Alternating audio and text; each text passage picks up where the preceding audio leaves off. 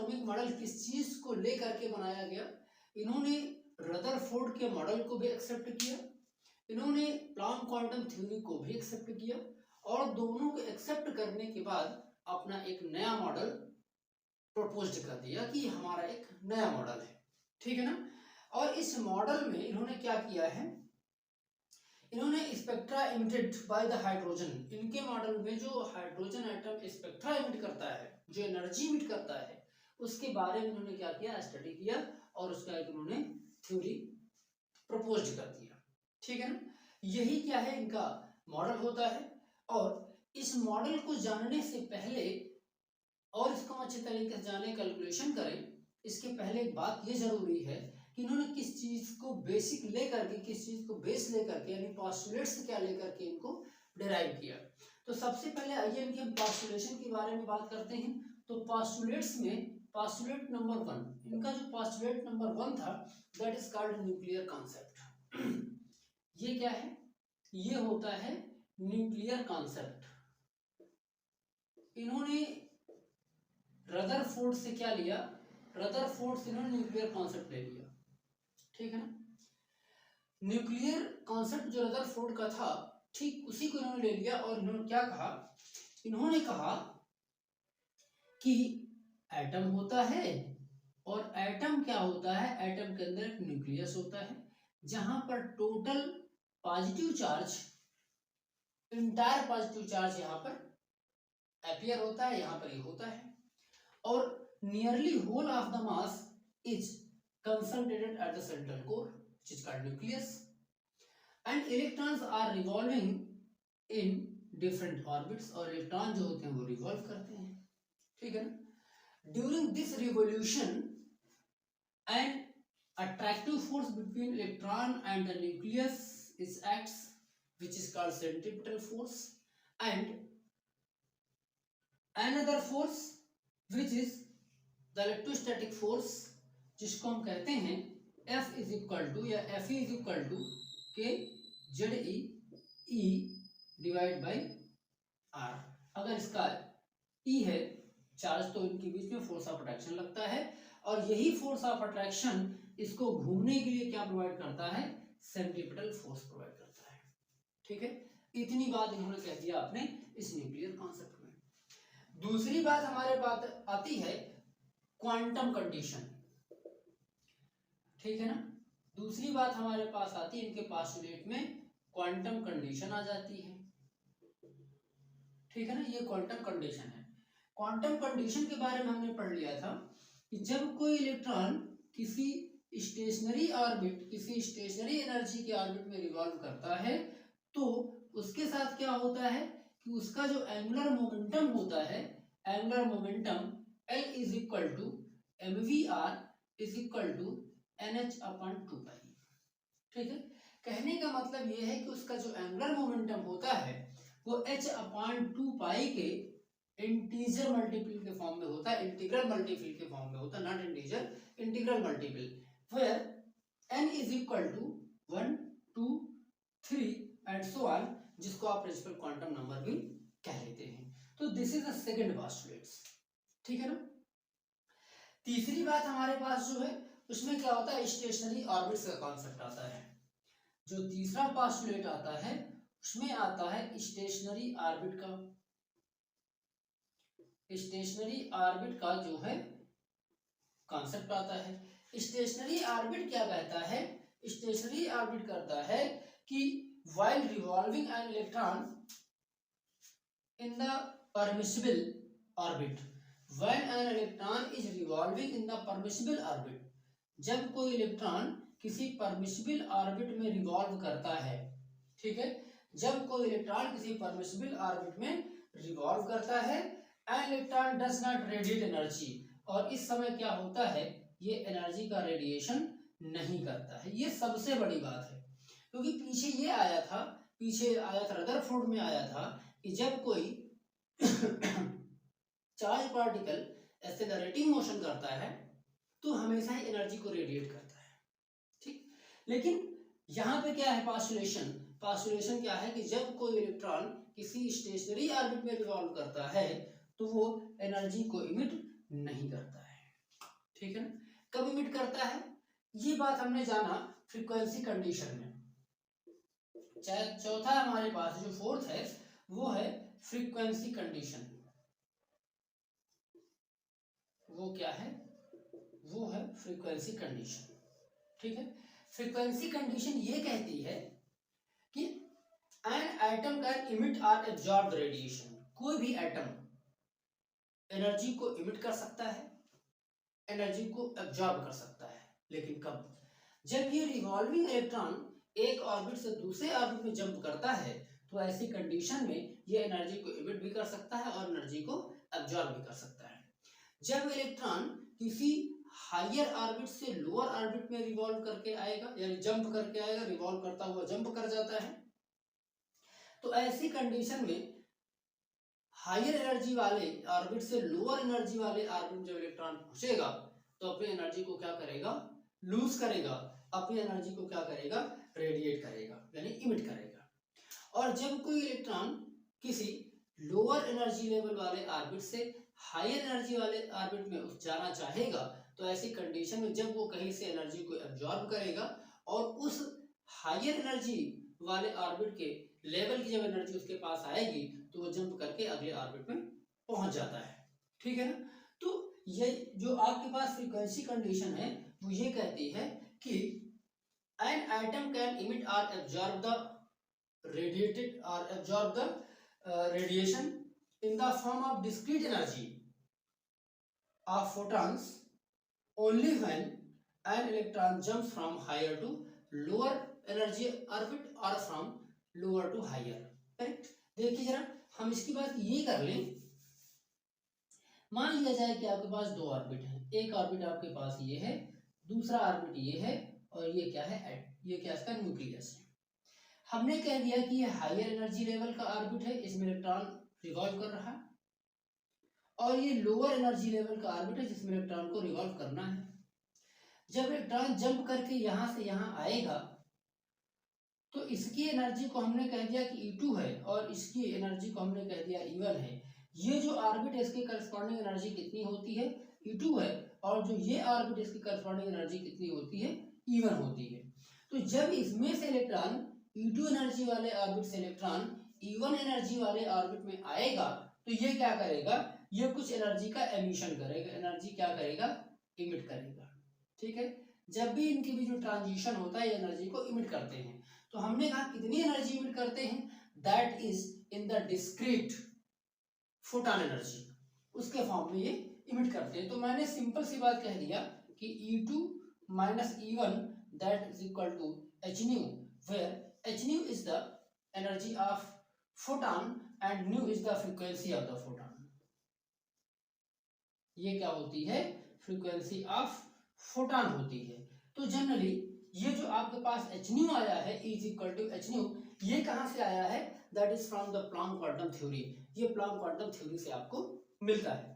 Correct. तो हमारे पास कितने पोस्टुलेशन है, one is the nuclear concept, इसका पोस्टुलेशन है। Second is the quantum condition, जो हमने स्टडी पढ़ लिया तो वो गया।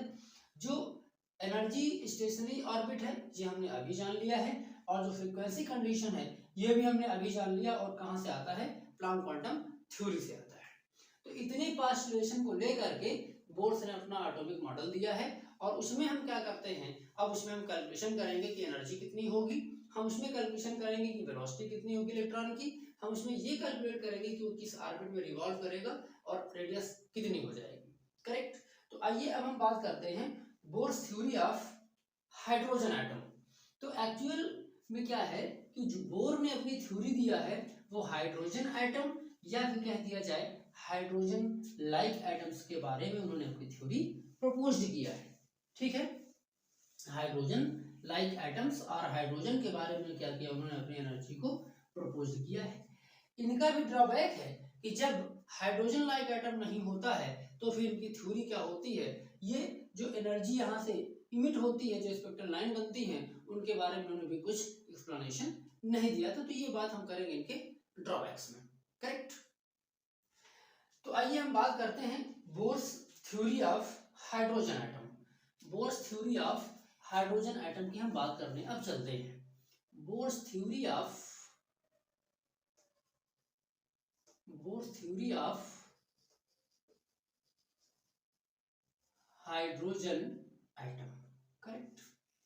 हाइड्रोजन एटम के बारे में उनकी थ्योरी क्या रही, हम इसकी बात करने चलते हैं, करेक्ट।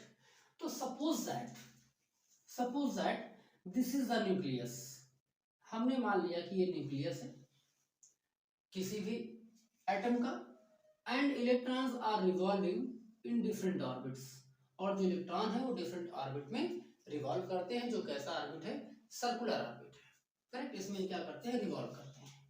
हमने मान लिया कि जब कोई इलेक्ट्रॉन इसमें रिवॉल्व करता है तो उसकी वेलोसिटी कितनी है, that is equal to v velocity से ये रिवॉल्व करता है।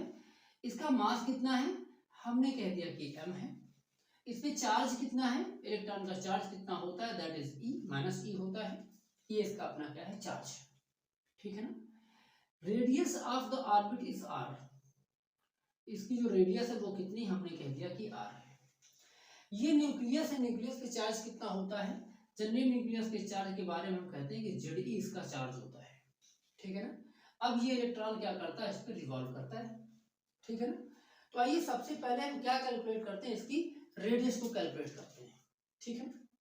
एक बात आप जानते हैं कि जब ये इसमें रिवॉल्व कर रहा है तो हमेशा ही ये इलेक्ट्रॉन यहाँ पर होगा तो भी, यहाँ होगा तो भी इसकी डिस्टेंस r होगी, यहाँ हम ले लेंगे तो भी डिस्टेंस r होगी, और अगर यहाँ पे इलेक्ट्रॉन आ जाएगा तो भी इसकी डिस्टेंस क्या हो जाएगी, r हो जाएगी।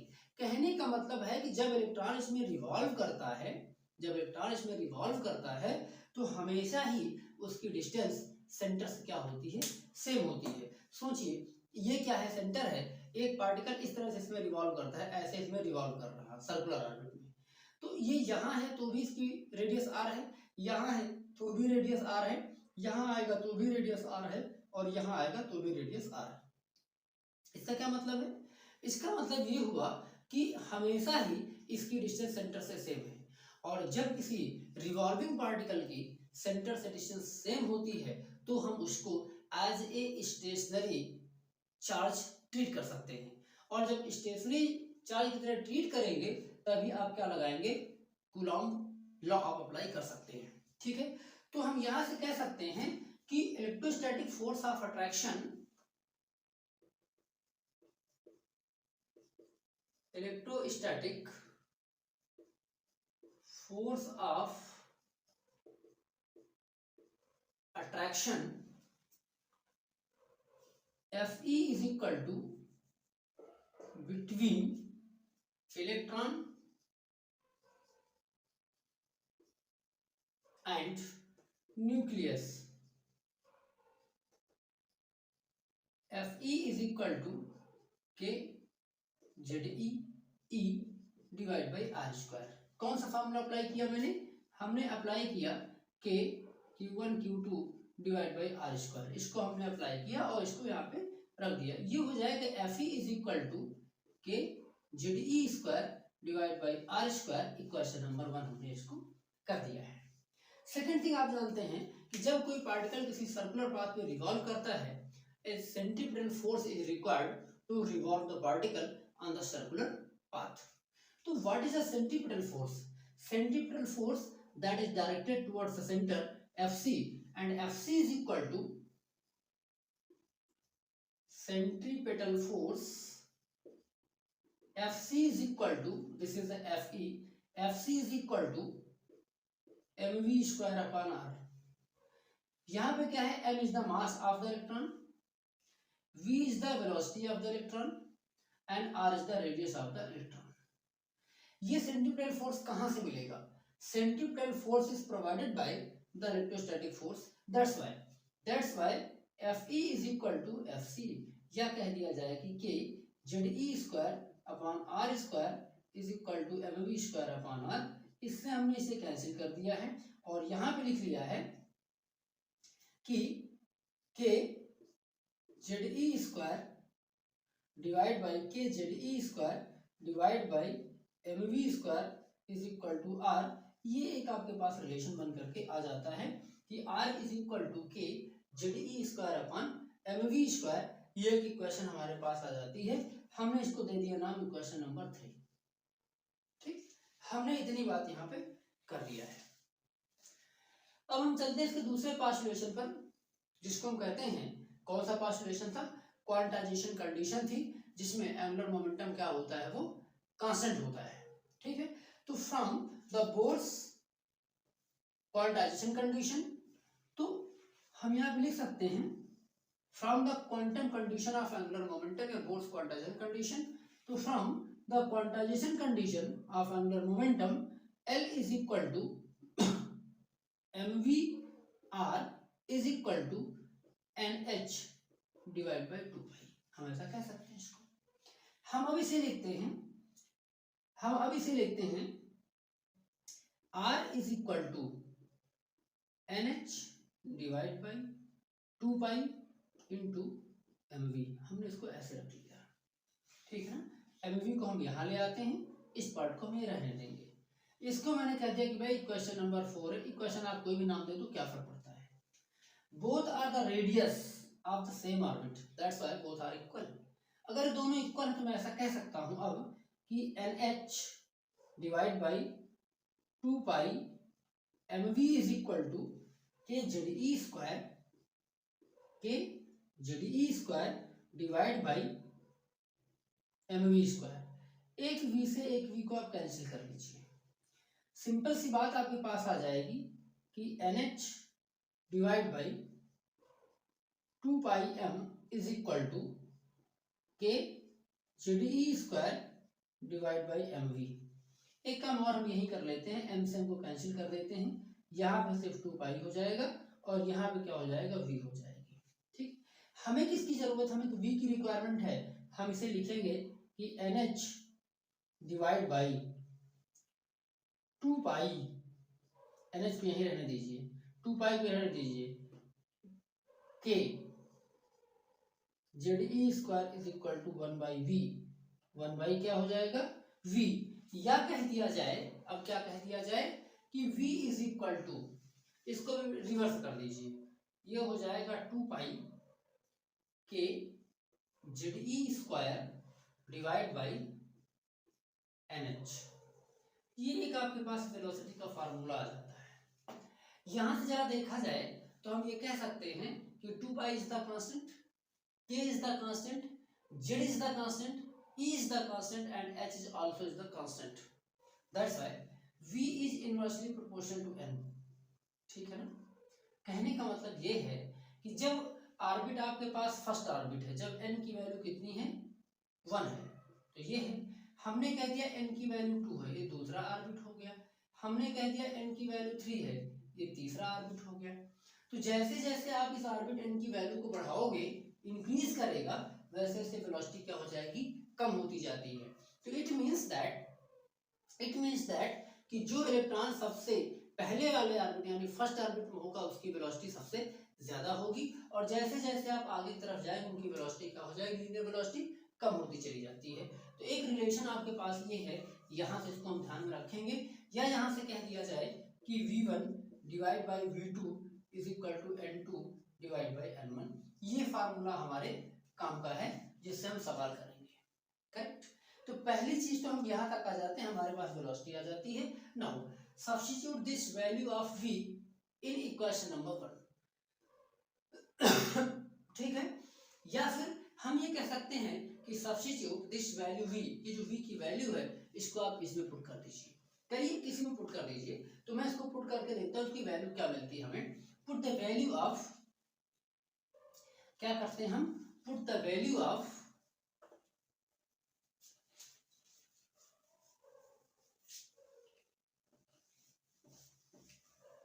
हम यहां से कहेंगे कि put the value of, put the value of v इन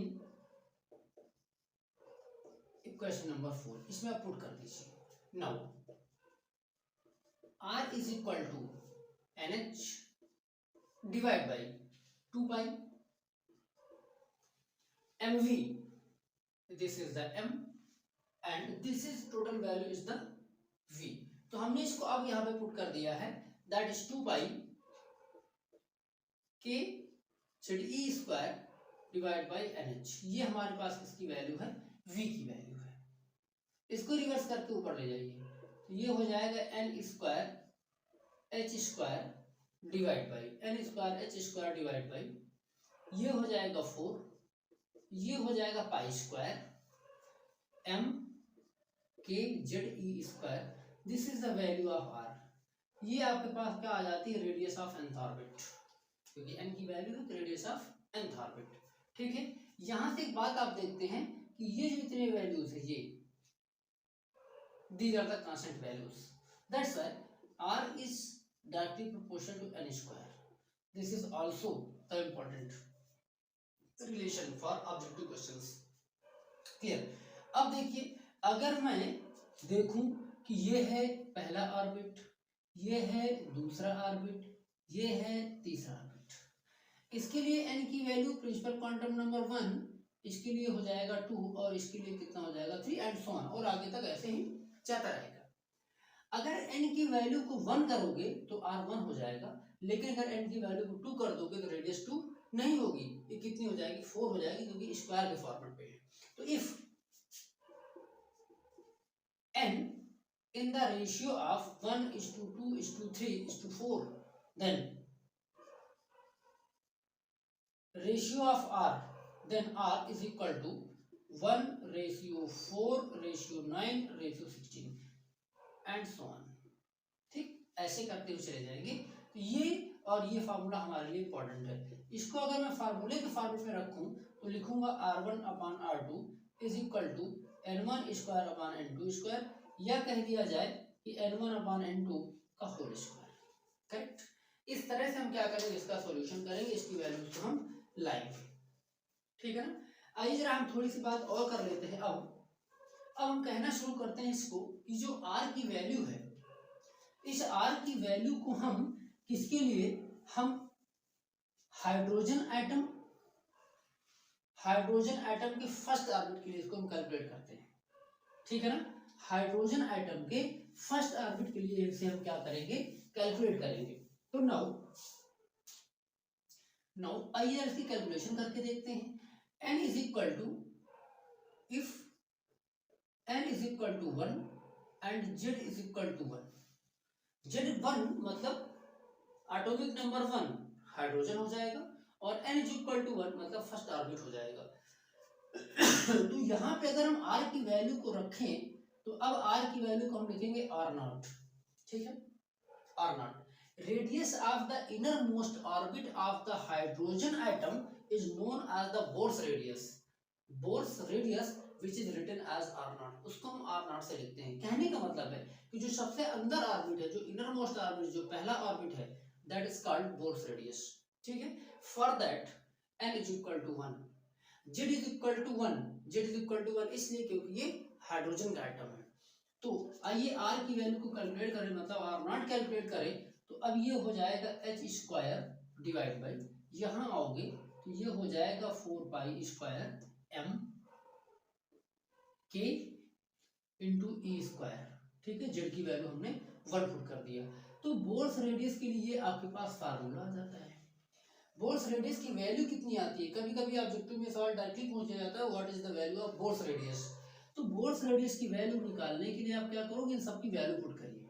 ठीक है, जिसमें सबसे पहले आप किसकी वैल्यू पुट करते हो, H की वैल्यू पुट करते हो, और इसकी वैल्यू कितनी होती है 6.63 इंटू 10⁻34 जूल सेकेंड। ठीक है, डिवाइड, इसका क्या करिए, स्क्वायर कर दीजिए, डिवाइड बाई 4 इंटू पाई 3.14 का स्क्वायर इंटू m, इलेक्ट्रॉन का मास जो रिवॉल्व कर रहा था उसका मास m 9.1 into 10⁻31 kg into k की वैल्यू आप जानते हैं कि 9 इंटू 10⁹ न्यूटन मीटर स्क्वायर पर coulomb square into E 1.6 into 10⁻19 coulomb. ये इन सब की वैल्यू हो जाएगी। जब आप इनका कैलकुलेशन करते हो तो कैलकुलेशन करने बाद इनकी वैल्यू आती है 5.29 इंटू 10⁻11 मीटर। ठीक है, ये इसकी वैल्यू मिल जाती है। अगर आप इसको लिखना चाहें तो ये क्या हो जाएगा 0.53 इंटू 10⁻10 मीटर। -10 मीटर को एंगस्ट्रॉम में कन्वर्ट कर दीजिए तो that is equal to 0.53 angstrom, ये इसकी वैल्यू हो जाती है। तो जो बोर्स रेडियस होता है उसकी वैल्यू कितनी होती है, 0.53 एंगस्ट्रॉम होती है, इसको हम ये वैल्यू कह लेते हैं। करेक्ट। आइए अब हम बात करते हैं स्पीड की, जरा करें बात कि स्पीड का कैलकुलेशन हम कैसे करेंगे, ठीक है ना। What is the speed of the electron in the orbit of the hydrogen atom, ठीक है ना। स्पीड की हम कैलकुलेशन कैसे करेंगे, आइए जरा उसकी कैलकुलेशन करके हम देखते हैं। तो स्पीड ऑफ द इलेक्ट्रॉन, ठीक है, हम बात करते हैं स्पीड ऑफ इलेक्ट्रॉन, ठीक है, इनकी स्पीड के बारे में हम बात करेंगे। तो वी नो दैट, जो फार्मूला हमारे पास थोड़ी देर पहले आया है, वी नो दैट कि v is equal to 2 pi के जेड ई स्क्वायर, 2 पाई के Z e square divide by NH, ठीक, ये हमारे पास फार्मूला था। हमने कहा हाइड्रोजन ऑर्बिट और हाइड्रोजन के फर्स्ट ऑर्बिट के लिए इसकी वैल्यू को कैलकुलेट करें, ठीक है, या हम सिंपली से कह दें कि हम केवल हाइड्रोजन के लिए कैलकुलेट करें, किस ऑर्बिट में वो बात की बात है। तो for hydrogen atom z is equal to 1, formula हो जाएगा v is equal to 2 pi k e square divide by NH, ठीक। अगर मैं इसको लिख लूं कुछ इस तरीके से, n को भी पुट कर दीजिए 1, तो ये क्या हो जाएगा, यहाँ पे आ जाएगा दिस वन, करेक्ट, हमने ऐसा कह लिया। अब इसको अगर मैं क्या करूं, c से मल्टीप्लाई कर दूं, c से डिवाइड कर दूं, तो आई थिंक कोई फर्क नहीं पड़ेगा, ठीक। हम इसे अब लिखते हैं 2 pi k e square divide by CH into c, लिखा जा सकता है। क्योंकि इसकी स्पीड काफी ज्यादा होती है, इसलिए हम उसको सी के कंपैरिजन में रखना ज्यादा बेहतर समझते हैं, सी के कंपैरिजन में उसको हम रखते हैं, ठीक है, इतनी बात हमने कह लिया है। अब हम क्या करते हैं, v की वैल्यू आ जाती है और यहां से v की वैल्यू का क्या करते हैं, कैलकुलेशन कर लेते हैं, ठीक है ना। अगर v की वैल्यू का कैलकुलेशन करें, हम करके देखें तो इसकी वैल्यू कितनी आएगी, ये बात हम देखेंगे। इसमें से ये जो वैल्यू आप देख रहे हैं, this is the constant value, और इस कांस्टेंट वैल्यू को बेटा लिखा जाता है किससे, अल्फा से, अल्फा इंटू सी। अल्फा क्या है, अल्फा इन कांस्टेंट की वैल्यूज है और इसको कहा जाता है फाइन स्ट्रक्चर कांस्टेंट। ये जो अल्फा आया है इसका नाम होता है फाइन स्ट्रक्चर कांस्टेंट। ये क्या होता है, फाइन स्ट्रक्चर कांस्टेंट होता है। तो एक फार्मूला आपके पास ये बन करके आ जाता है सिंपल सा, ठीक है। अगर हम यहाँ से कैलकुलेशन करें इसकी, और अगर कैलकुलेशन करके हम देखते हैं तो जो फाइन स्ट्रक्चर कांस्टेंट आता है अल्फा, इसकी वैल्यू आती है 1/137, ठीक है। ये एक डायमेंशनलेस कांस्टेंट होता है और इसकी वैल्यू कितनी होती है, 1/137, ठीक। अब इस वैल्यू को यहाँ पेश किया जाए तो ये हो जाएगा v is equal to c/137 metre पर सेकेंड, ठीक है। जो इलेक्ट्रॉन फर्स्ट ऑर्बिट में रिवॉल्व करता है हाइड्रोजन एटम के, उसकी स्पीड कितनी होती है, c/137 मीटर पर सेकेंड। कहने का मतलब यह है कि अगर इसकी कंपैरिजन किया भी जाए तो किसके साथ कर सकते हैं, स्पीड ऑफ लाइट के साथ कर सकते हैं, मतलब इसकी स्पीड बहुत ही ज्यादा होती है। इतनी बात हमने इसमें क्या कर लिया, जान लिया है, ठीक है ना। अब दूसरी बात आप जानते हैं कि जैसे जैसे आप ऑर्बिट में बाहर की तरफ जाएंगे, नंबर ऑफ ऑर्बिट बढ़ाते जाएंगे, वैसे वैसे स्पीड क्या होती है, डिक्रीज होती चली जाती है। क्योंकि थोड़ी देर पहले भी हमने जान लिया है दिस रिलेशन, ठीक है, कि v is inversely proportional to n, n की वैल्यू को बढ़ाएंगे आप, स्पीड कम होती चली जाएगी। मान लिया जाए कि आप किसमें जाते हैं, सेकेंड ऑर्बिट में, तो इसको डिवाइड बाय 2 कर दीजिए, थर्ड में जाएंगे तो डिवाइड बाय 3 कर दीजिए, फोर्थ में जाएंगे डिवाइड बाय 4 कर दीजिए। जो भी वैल्यू करते चलेंगे और डिवाइड करते जाएंगे, वो आपको क्या मिल जाएगा, स्पीड मिल जाती है। हमने क्या पढ़ लिया कि इसका रेडियस कितना होता है, इसकी वेलोसिटी कितनी होती है। अब हम देखेंगे कि इसकी एनर्जी कितनी होती है। जब कोई इलेक्ट्रॉन किसी सर्कुलर ऑर्बिट में रिवॉल्व करता है तो उसकी एनर्जी कितनी होती है, उसके अंदर कितनी एनर्जी होगी और वो किस तरह की एनर्जी होगी, वो अट्रैक्टिव टाइप की होगी, रिपल्सिव टाइप की होगी, कैसी होगी, हम इस बात को अब देखते हैं, ठीक है ना। Now energy of the electron, next one is the energy of the electron. आइए जरा मैं एनर्जी की बात कर लूं कि एनर्जी किसी इलेक्ट्रॉन में कितनी होती है, ठीक है ना। तो ये सिंपल सिंपल सी बातें हैं कुछ, वो हम इनके बारे में पढ़ते हैं, ठीक है। आइए हम बात करते हैं energy of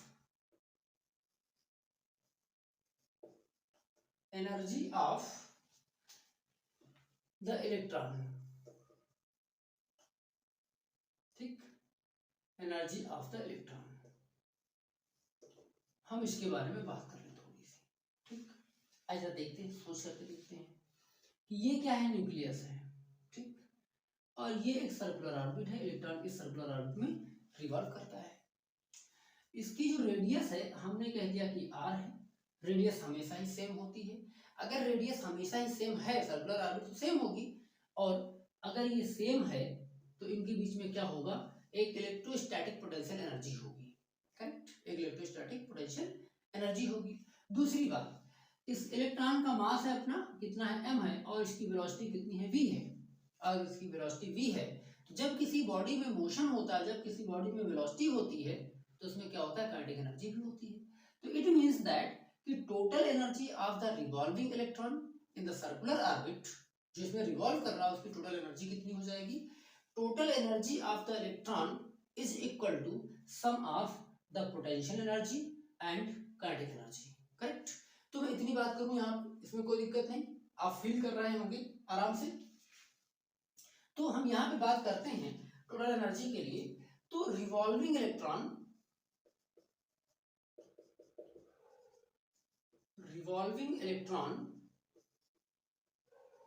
possess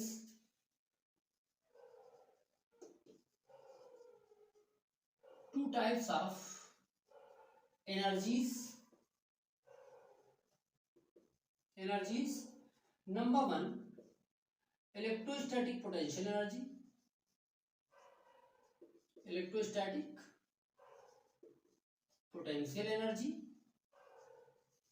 and kinetic energy,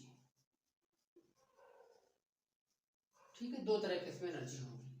अगर हम पहले वाले एनर्जी की बात करें, इसकी बात करें, तो ये हो जाएगा U इज इक्वल टू कितना हो जाएगा, अगर हम इसकी बात कर लेंगे तो दैट इज इक्वल टू के, फार्मूला आप जानते हैं कि U इज इक्वल टू के Q1 Q2 divide by R। मैं इसी को यहाँ अप्लाई करने जाता हूँ, के Q1 की जगह हो जाएगा ZE, ये वाला, into E minus E, charge on the electron is equal to minus E divide by R। इसको लिखा जाए minus k ZE square divide by R। This is the potential energy, electrostatic potential energy of the revolving electron in the orbit. Second is kinetic energy की जरा बात कर लिया जाए। हमने कह दिया कि ये के ई है, K E is equal to, formula आपके पास होता है हाफ एम वी स्क्वायर, ठीक। हम इस एम वी को इसके रिस्पेक्ट में चेंज करेंगे। एक फार्मूला थोड़ी देर पहले आपने पढ़ लिया कि, क्या पढ़ लिया आपने, कि k Z e square divide by r square is equal to m v square divide by r, ठीक। हमने कह दिया कि आर से आप कैंसिल कर लीजिए, और m v square is equal to k Z e square divide by r. मतलब इस एम वी स्क्वायर को यहाँ से रिप्लेस करके k Z e square upon r यहाँ पे पुट कर दीजिए, कर दिया जाए, ठीक है। कर दिया जाएगा तो ये हो जाएगा 1/2 एम वी, सॉरी,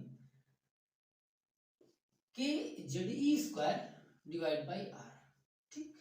ये आपके पास आ जाता है काइनेटिक एनर्जी। तो what is the total energy, दोनों को ऐड कर दिया जाएगा, तो हम कहेंगे कि total energy of the electron, total energy of the electron is equal to, हमने इसे नाम दे दिया कि E है, और E में भी हमने इसको नाम दे दिया कि En है, ठीक। En इज इक्वल टू के ई प्लस यू, ऐड कर दिया जाए तो यहां से आपको मिलेगा कि En इज इक्वल टू के ई की वैल्यू कहाँ है, ये यहाँ पर है, रख लीजिए इसको। ये हो जाएगा 1/2 k Z e square upon r minus, इसकी वैल्यू को पुट कर लिया जाए तो ये हो जाएगा k Z e square divide by r. दोनों को माइनस करिए, देखिए ये वैल्यू हाफ है, ये वैल्यू फुल है, ये वैल्यू सेम है और इसकी क्या है, ये हाफ वैल्यू है। जब इसको सब्ट्रैक्ट करोगे तो वैल्यू कितनी बचेगी, हाफ बचेगी, फुल माइनस हाफ, हाफ बचेगी और साइन कैसा होगा, निगेटिव होगा। तो सिंपल सी बात है, ये हो जाएगा -1/2 k z square divide by r.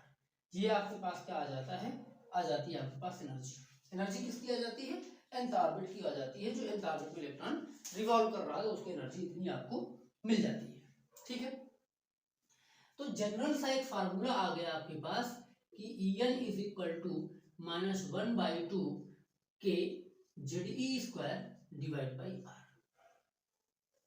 ठीक, लेकिन अभी भी ये फार्मूला En का स्टैंडर्ड फार्मूला नहीं आया, क्योंकि n तो आया ही नहीं अभी। तो आइए सबसे पहले से इस r को रिप्लेस करेंगे और r को रिप्लेस करके इस फार्मूले को हम किसके टर्म में ले आएंगे, En के फॉर्म में। En वाला जो फार्मूला है उसको हम n के टर्म में ले आएंगे। तो जरा इसको रिप्लेस करके देखिए। जब आप इसको रिप्लेस करने चलेंगे तो आप जानते हैं कि जो r की वैल्यू वो कितनी होती है। ठीक है ना, r की वैल्यू, r के बारे में आप जानते हो कि that is equal to n square h square divide by 4 pi square mk square z e square. ठीक, ये किसकी वैल्यू होती है, ये r की वैल्यू भी थोड़ी देर पहले हमने जान लिया है। तो इस r की वैल्यू को En में आप प्लेस कर दीजिए। जब आप इसको इसमें रखोगे तो क्या हो जाएगा, जरा देखते हैं।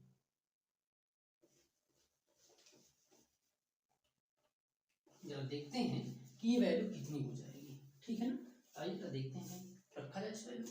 तो अब हमने कह दिया कि En is equal to -1/2 k z square divide by r. R की वैल्यू ये पुट कर दीजिए, ये हो जाएगा n स्क्वायर h स्क्वायर, जो नीचे है वो ऊपर चला जाएगा मल्टीप्लाई होकर के into 4 pi m k square Z e square. ठीक, अब इसको मल्टीप्लाई कर लीजिए। मल्टीप्लाई करोगे तो क्या मिलेगा, -1/2 4 pi m k 4 pi m जो k की वैल्यू है वो कितनी हो जाएगी। ठीक है ना, जो k की वैल्यू है वो कितनी हो जाएगी, जरा इसके बारे में बात कर लिया जाए। यहाँ पे k जेड ई स्क्वायर आया है, यहाँ पे जो r की वैल्यू उसमें कितना आता है, n square h square upon 4 पाई k स्क्वायर। बेटा नहीं होता है, सिर्फ k होता है, ये सिर्फ k होता है, k स्क्वायर नहीं होता है। तो सिंपल सी बात ये है, इसको मल्टीप्लाई करिए तो 4 pi m k square Z square e की power 4 k square Z square e की power 4 divide by n square h square, that is equal to En। तो En का एक ये फार्मूला हमारे पास आ जाता है, स्टैंडर्ड फार्मूला। ठीक है, En के बारे में देखा जाए तो En is inversely proportional to n square. ठीक है, जैसे जैसे आप आगे जाएंगे वैल्यू क्या हो जाएगी, En की डिक्रीज होती चली जाती है। डिक्रीज वैल्यू होती है, लेकिन वैल्यू कैसी रहती है, निगेटिव होती है। और जब निगेटिव वैल्यू डिक्रीज होती है, नंबर लाइन की तरह से आप सोच के देखें तो वैल्यू क्या होती है, बढ़ती चली जाती है। करेक्ट, इतनी बात हमने कर लिया। ये जो निगेटिव साइन है ये किस बात को